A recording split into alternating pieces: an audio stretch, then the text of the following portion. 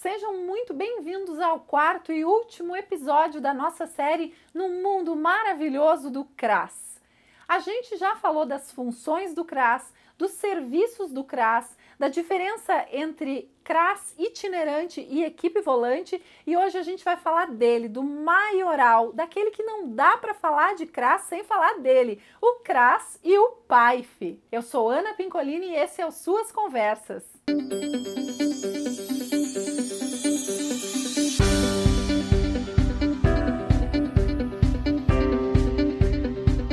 Olá pessoal do Suas Conversas, tudo bem com vocês?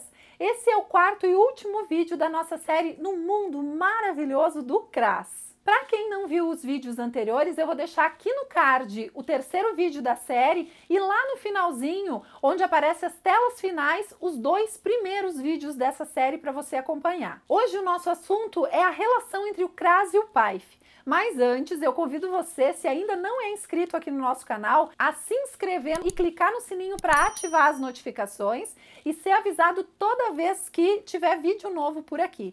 Também aproveita para curtir esse vídeo, porque isso diz para o YouTube que esse vídeo tem conteúdo relevante e faz o YouTube distribuir esse vídeo para mais pessoas. E se eu disser para você que o embrião do PAIF nasceu antes do CRAS?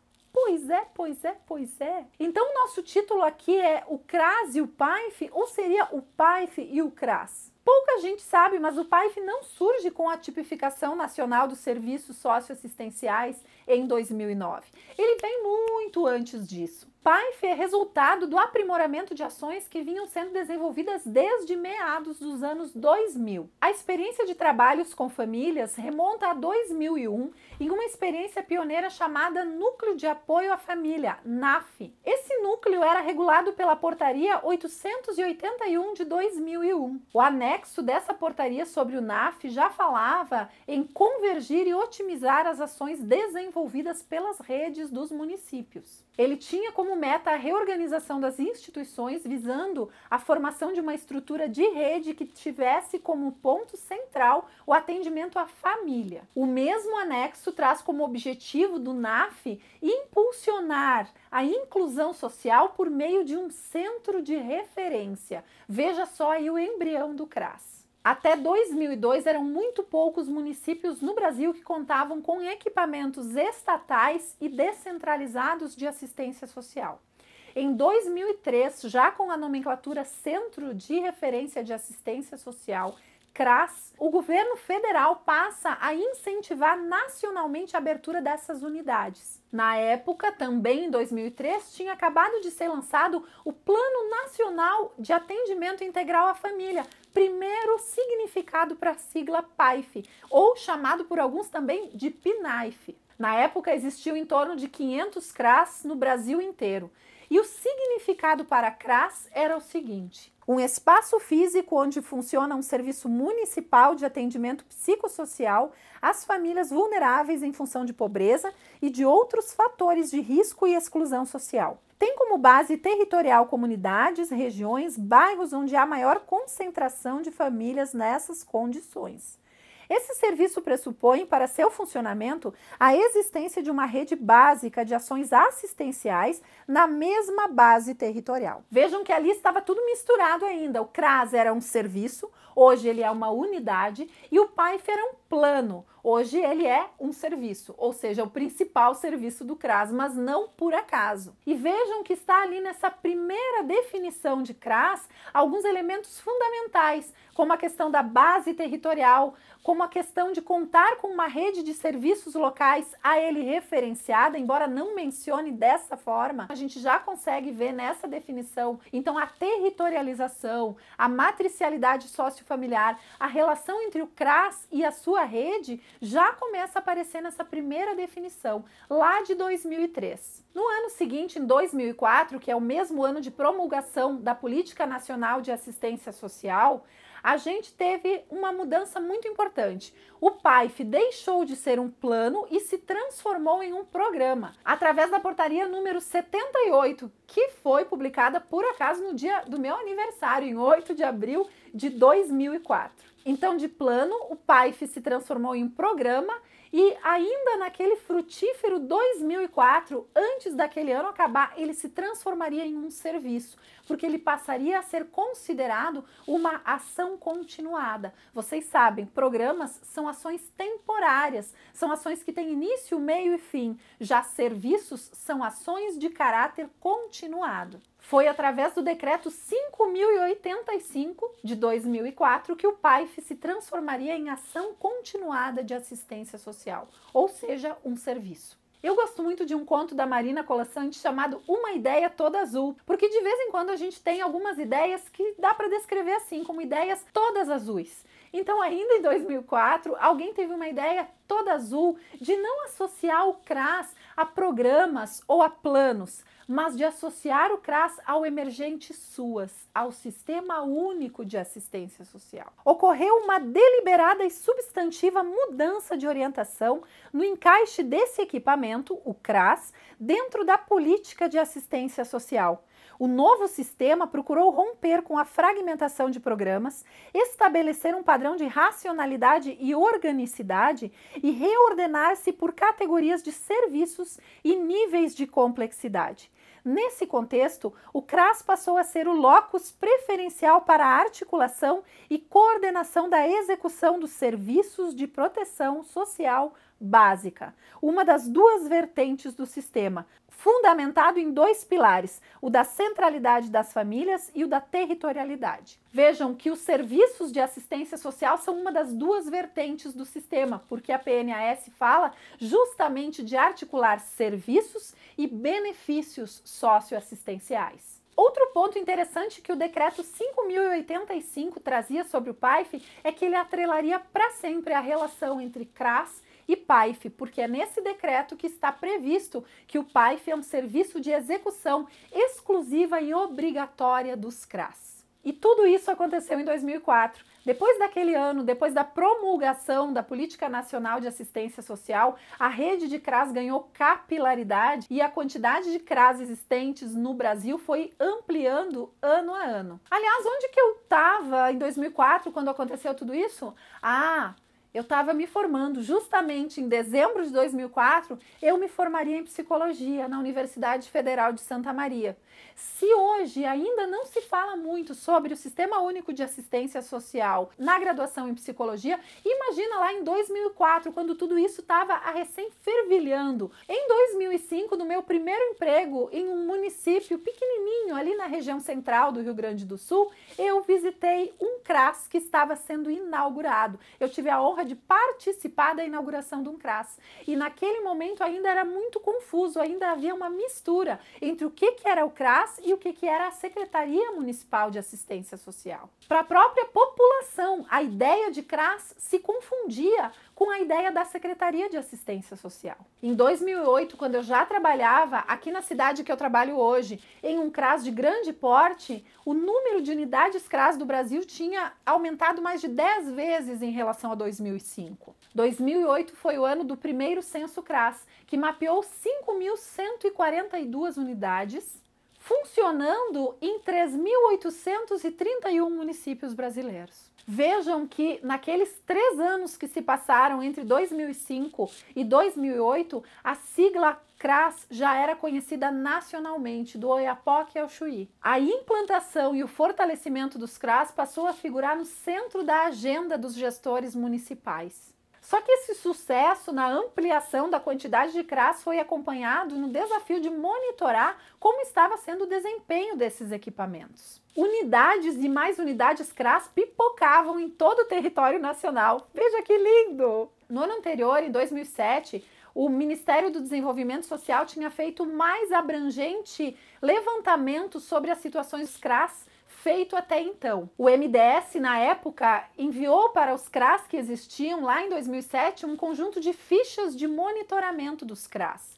Essas fichas seriam as precursoras do censo CRAS e depois do censo SUAS. Em 2007, coordenadores de CRAS do Brasil inteiro preencheram 4.195 fichas. Isso criou uma linha de base, um banco zero de como estavam os CRAS Brasil afora. E um dos achados desse estudo de 2007 foi justamente o que eu já tinha percebido em 2005, a confusão que ainda existia entre CRAS e Secretaria de Assistência Social.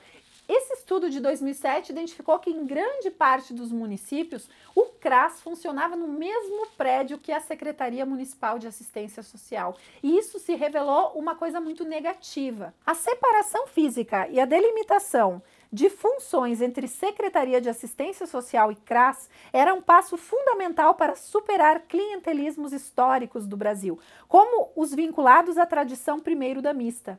Um exemplo era a oferta de benefícios eventuais e provisões materiais na forma de doações, diretamente do gabinete da primeira-dama, agregando à concessão de tais itens um caráter de ajuda, doação ou favor. Disfunções dessa ordem mostraram-se potencialmente negativas para a afirmação do CRAS.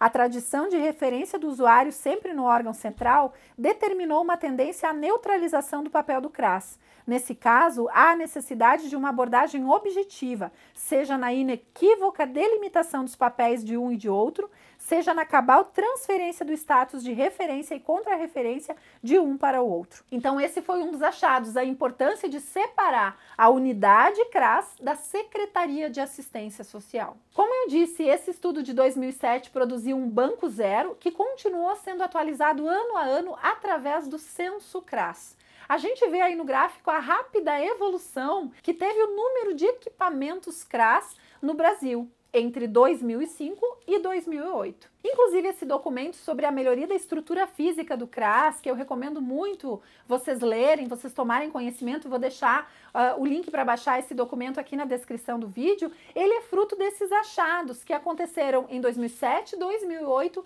e 2009. Ele foi lançado em 2009, quando também foram lançadas as orientações técnicas do CRAS, o nosso querido livrinho azul. Vejam que lá no começo da história o PAIF era maior do que o CRAS porque ele era um plano nacional.